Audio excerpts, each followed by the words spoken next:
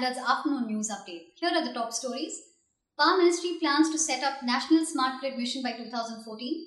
Revenue Secretary Sumit Bose says government to ease taxation for IT sector. Iron ore production exports set to drop to an all-time low by 2014. Now the news in detail.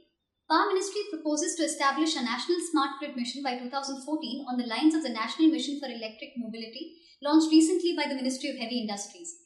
The objective is to transform the Indian power sector into a secure, adaptive, sustainable and digitally enabled ecosystem that provides reliable and quality energy for all with active participation of stakeholders. Revenue Secretary Sumit Bose has said that the government has introduced a draft proposal to ease the taxation burden on the information technology sector to boost profits.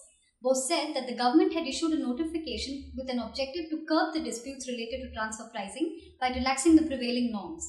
Safe harbour rules determine the conditions under which the country's tax department accepts the transfer price provided by taxpayers.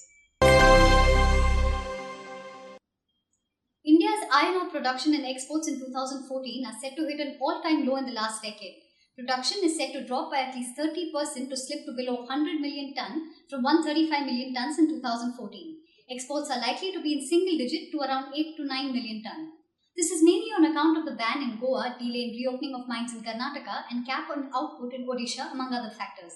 That's all we have for now. Join us again later for more news and updates. Thank you.